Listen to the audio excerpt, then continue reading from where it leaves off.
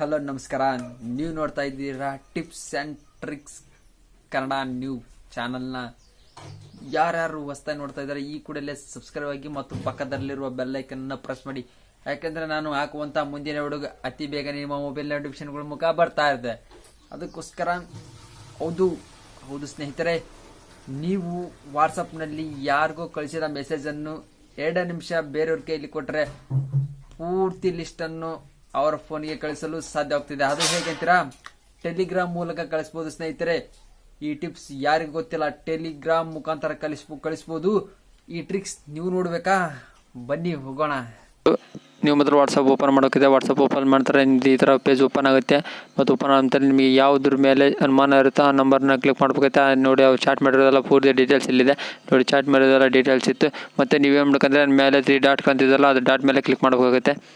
ನೋಡಿ ಡಾಟ್ ಮೇಲೆ ಕ್ಲಿಕ್ ಮಾಡಿದ್ರೆ ಇಲ್ಲಿ 3 ಅಂತ ಇದೆಯಲ್ಲ, 3 ಮೇಲೆ ಅಂತ ಕ್ಲಿಕ್ ಮಾಡ್ಬೋದು. ಆಮೇಲೆ ಕಡೆ ಎಕ್ಸ್ಪರ್ಟ್ ಚಾಟ್ ಅಂತ ಇದೆಯಲ್ಲ, ಅದ್ರ ಮೇಲೆ ಕ್ಲಿಕ್ ಮಾಡಬೇಕಾಗುತ್ತೆ. ಆಮೇಲೆ ಕಡೆ ನೋಡಿ ಇಲ್ಲಿ ವಿತೌಟ್ ಮೀಡಿಯಾ ಅಂತ ಇದೆಯಲ್ಲ, ವಿತೌಟ್ ಮೀಡಿಯಾ ಅಂತ ಹೇಳಿದರೆ ನೀವು ಮಾಡಿರುವಂಥ ಚಾಟ್ನಲ್ಲಿ ವಿತ್ ಅಂದರೆ ನೀವು ಬರೀ ಮೆಸೇಜ್ ಅಷ್ಟೇ ಬರ್ತಾ ಇದೆ ಮತ್ತು ಮೆಸೇಜ್ ಅಷ್ಟೇ ಬರುತ್ತೆ.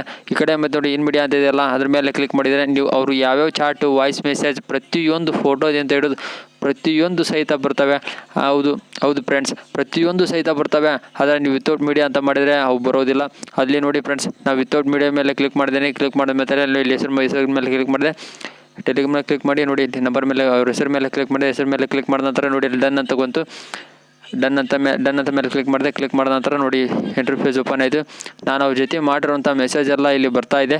ನೋಡಿ ಇಲ್ಲಿ ಅಂದರೆ ಇದು ಅರ್ಧ ಟೆಲಿಗ್ರಾಮಲ್ಲಿ ಮಾಡಿರೋಂಥ ಮೆಸೇಜ್ ಇದು. ನೋಡಿ ಇಲ್ಲಿ ಫೋಟೋಸ್ ನೋಡಿ ಇಲ್ಲಿ ಬಂತು. ನೋಡಿ ಇಲ್ಲಿ ಮೇಲೆ ಕೆಳಗೆ ಎಲ್ಲ ಕಡೆ ನೋಡಿ ಇಲ್ಲಿ ಬರ್ತಾ ಇದೆ.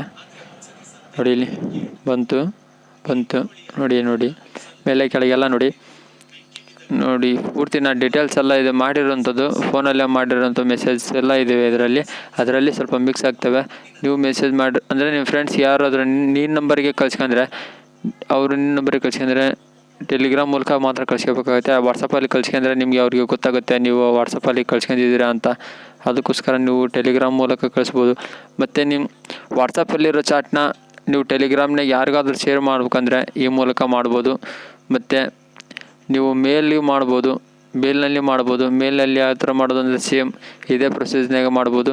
ನೀವೇನಿಲ್ಲ ವಿತೌಟ್ ಮೀಡಿಯಾ ಇನ್ ಮೀಡಿಯಾ ಮೇಲೆ ಕ್ಲಿಕ್ ಮಾಡೋಕ್ಕೋಗುತ್ತೆ. ವಿತೌಟ್ ಮೀಡಿಯಾ ಅಂದರೆ ಬೇರೆ ಚಾಟ್ ಮೆಸೇಜ್ ಹೋಗ್ತವೆ. ಮತ್ತು ಇನ್ ಮೀಡಿಯಾ ಅಂತ ಹೇಳಿದ್ರೆ ನೀವು ಫುಲ್ ಡೀಟೇಲ್ಸ್ ಎಲ್ಲ ಹೋಗ್ತಾ ಇದ್ದಾವೆ. ನೋಡಿ ಫ್ರೆಂಡ್ಸ್, ಇಲ್ಲಿ ಬರ್ತಾ ಇದೆ ಅನಿಸುತ್ತೆ, ಬಂತು ನೋಡಿ. ಇಲ್ಲಿ ಮತ್ತೊಮ್ಮೆ ನೋಡಿ ಓಪನ್ ಆಯಿತು. 1 ನಿಮಿಷ ಓಪನ್ ಮಾಡ್ತೀನಿ. ನೋಡಿ ಇಲ್ಲಿ ಓಪನ್ ಆಯಿತು. ಓಪನ್ ಆದ ನಂತರ ನೀವೇನು ಮಾಡಬೇಕು ಅಂತ ಹೇಳಿದರೆ ನೋಡಿ ನಾನು ಹೆಸರು ಮೇಲೆ ಟೈಪ್ ಮಾಡಿದ ನಂತರ ಹೆಸರು ಬಂತು. ನೋಡಿ ಇಲ್ಲಿ ಕೆಳಗಡೆ ಬರ್ತಾ ಇದೆ. ನೋಡಿ ಜೂನ್ 26 ಮಾಡಿರೋಂಥ ಮೆಸೇಜು.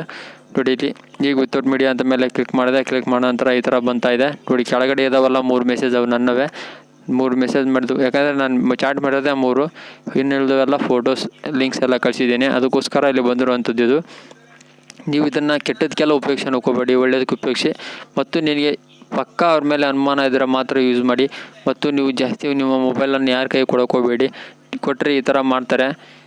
ನೋಡಿ ಹುಷಾರಿಂದ ಇರಿ ಸ್ವಲ್ಪ. ಇದನ್ನು ಕೆಟ್ಟದಕ್ಕೆ ಮಾತ್ರ ಉಪಯೋಗಿಸೋಕೆ ಹೋಗಬೇಡಿ. ಶೇರ್ ಮಾಡಿ ಮತ್ತು ಸಬ್ಸ್ಕ್ರೈಬ್ ಮಾಡಿ. ನೀವು ನನ್ನ ಚಾನಲ್ಗೆ ಸಬ್ಸ್ಕ್ರೈಬ್ ಮಾಡಿಲ್ಲ, ಈ ಕೂಡ ಸಬ್ಸ್ಕ್ರೈಬ್ ಮಾಡಿ. Tips and tricks Kannada.